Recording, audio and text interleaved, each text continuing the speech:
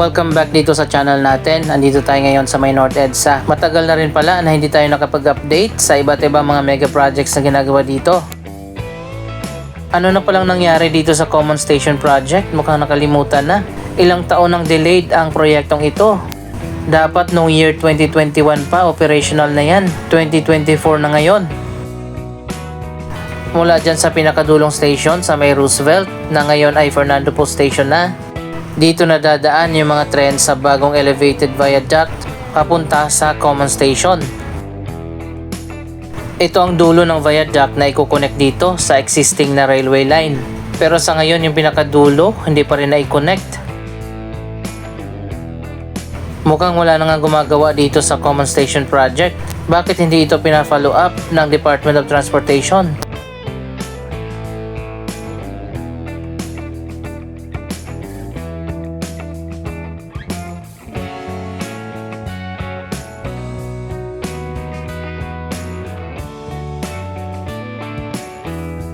Mas mauuna pa na maging operational ang 5 bagong stasyon ng LRT Line 1 Cavite Extension Project. 5 ang istasyon na ginawa doon at ilang kilometro ang haba noon mula Baclaran hanggang sa SM Sucat. Pero ito ilang meters lang, hindi pa rin natapos hanggang sa ngayon at isang station lang naman ang ginawa.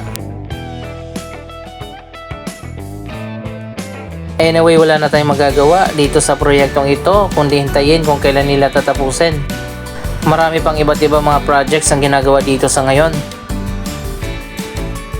Dito sa unahan sa tapat ng Sky Garden ng SM North EDSA, nagsimula na pala na itayo ang bagong EDSA Busway Concourse Station.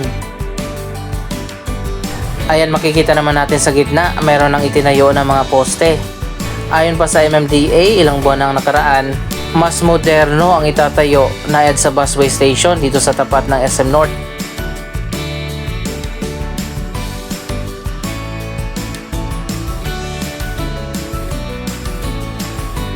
Mula dyan sa gitna, i-connect yan dito sa Sky Garden ng SM North EDSA.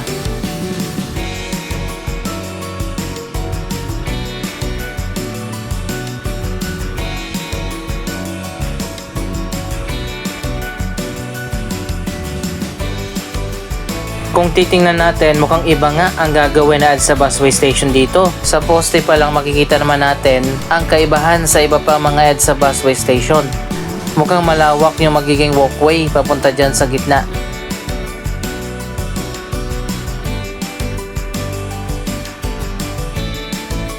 Kapag natapos na yan, dito yan kukonect sa Sky Garden, kung saan nakakonect dati yung footbridge na dinimolish na.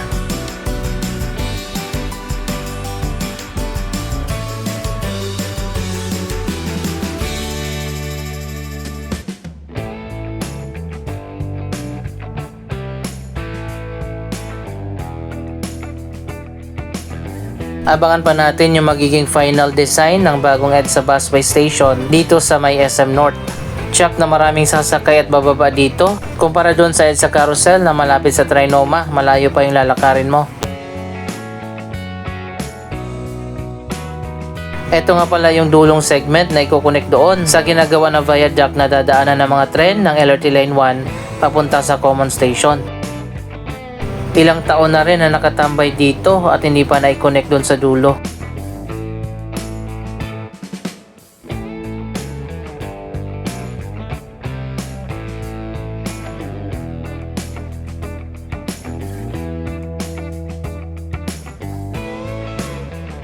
Sabay-sabay kasi yung iba't iba mga mega project na ginagawa ngayon dito sa North EDSA. Kaya naman araw-araw sobrang traffic dito.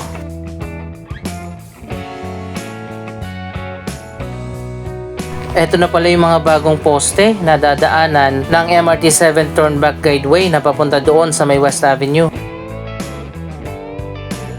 Dito sa harap ng SM North may bago ng dagdag na mga poste para sa bagong North Avenue Station ng MRT 7 na ginagawa na rin sa ngayon.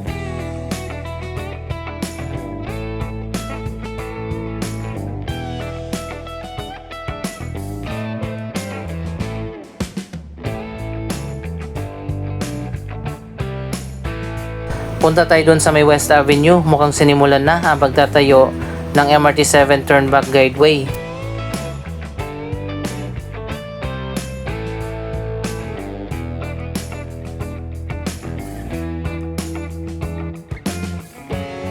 Dito dadaan at liliko yung viaduct sa ibabaw ng linya ng LRT Line 1 at MRT 3. Tingnan nyo tong Area B building ng Common Station, tinubuan na ng mga halaman.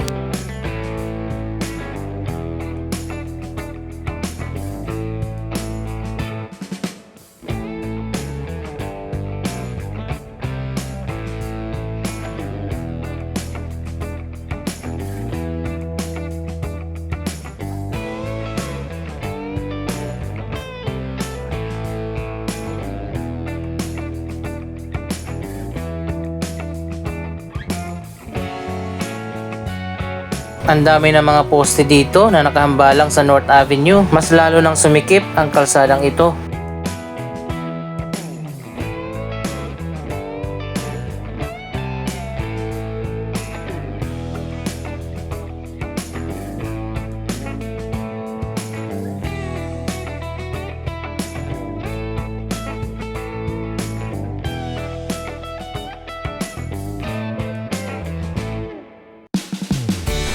Mabuti na lang at naabutan pa natin noon na maluwag pa ang North Avenue.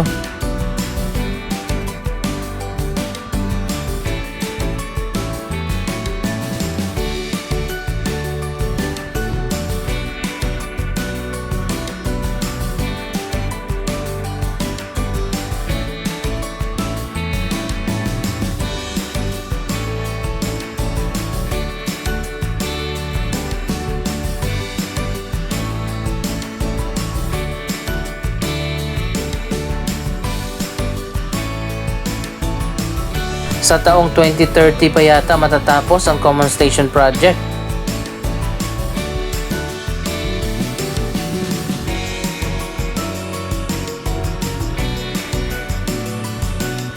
Mukhang wala nang gumagawa dito sa Common Station. Pati yung hagdanan dito, hindi pa nasimulan.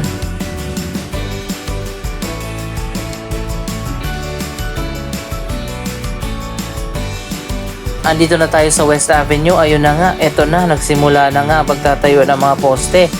Hanggang dito yung dulo ng MRT 7. Dito ang standby area ng mga tren bago pa magsakay ng pasahero sa North Avenue Station.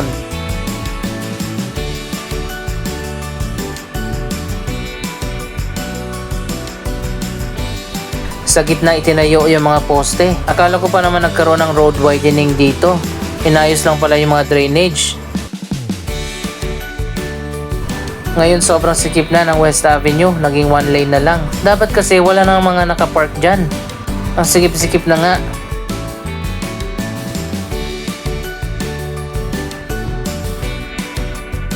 Good luck na lang sa mga future generation at hindi na nila naabutan na maluwag pa at maliwalas ang West Avenue.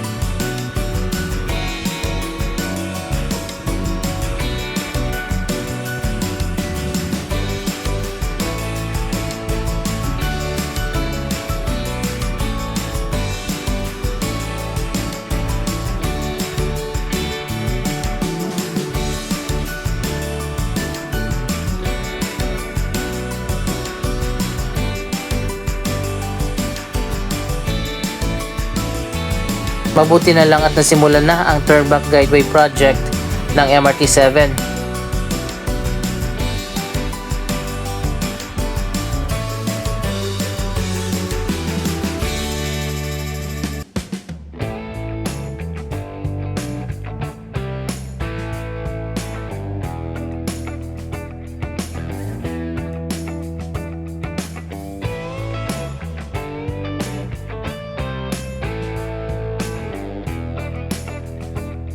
Ang dami na palang nangyari dito, matagal na rin kasi nang huli tayo mag-update. Ang Common Station na lang ang hindi umuusad. Puntahan naman natin yung ginagawa na MRT 7 North Avenue Station, pati na ang elevated na walkway. So ayan guys, dito sa taas sa SM North Sky Garden, dikit na yung station ng MRT7. Sigurado i-connect din yan dito sa Sky Garden.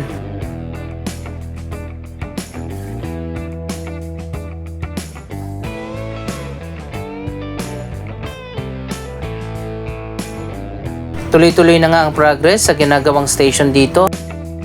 Ayon pa sa San Miguel Corporation, nakatakda na nga na maging operational ang 12 na station ng MRT7 sa December 2025.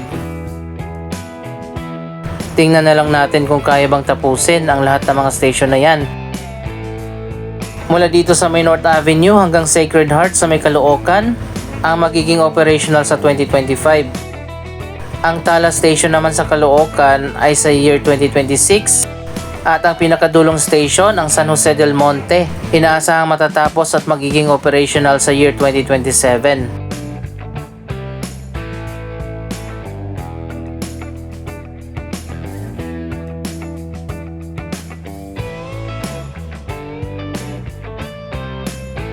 Pero nagkaroon pa ng problema doon sa San Jose del Monte Station dahil nag-request ang local government na ilihis ang ruta at ilagay sa ibang location ang pinakadulong istasyon.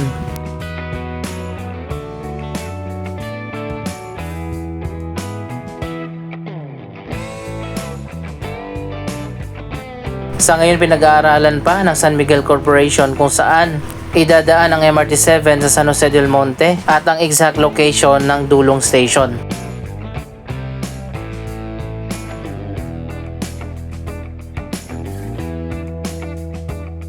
So ayun guys, ito na yung pinaka-latest na progress. Malawak na rin pala yung nagagawa.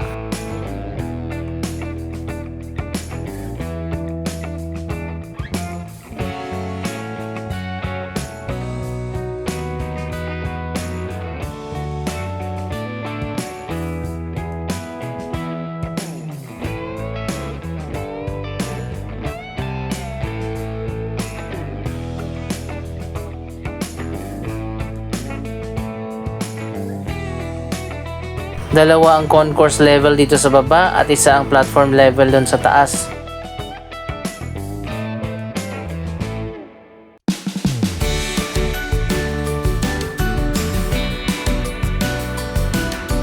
Ang elevated walkway naman ay natapos na. Connected na yan doon sa common station at i-connect din yan dito sa North Avenue Station ng MRT7.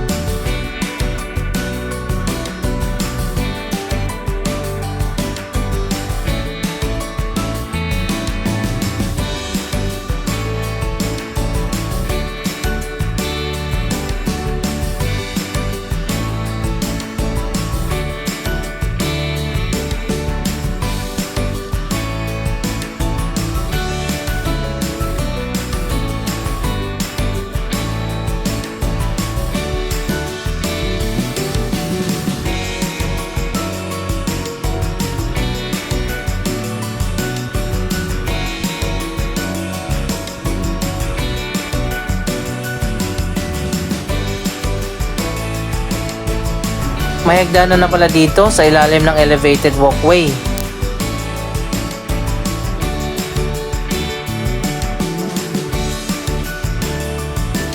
Connected na ang elevated walkway dito sa Trinoma.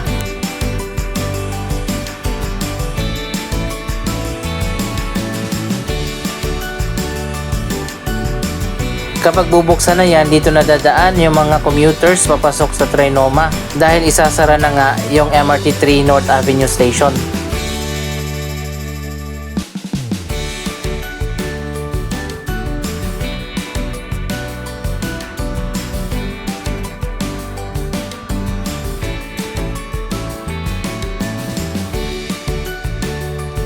Kasalukuyan na nga ginagamit ngayon ng MRT3 ang common station. At itong isang linya ang gagamitin naman ng LRT Line 1. Ito na rin yung magiging turnback guideway.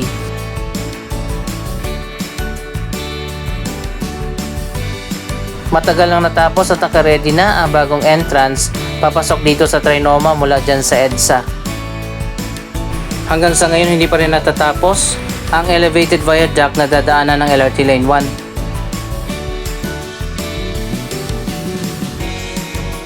Anong masasabi nyo sa progress ng mga proyekto na ginagawa dito? Mag-comment lamang dyan sa baba ng inyong mga reaksyon. Maraming salamat sa inyong panonood. Don't forget to like, share, comment, at subscribe. Thank you for watching.